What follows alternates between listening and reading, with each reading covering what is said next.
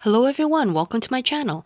And I thought today I would show you what I'm working on. So I'm trying to organize all my coins, and this is sort of a preview video of my organization of all of these lovely coins. I don't have the largest collection in the world, but it's a fun hobby. Some of these coins are probably no longer in production.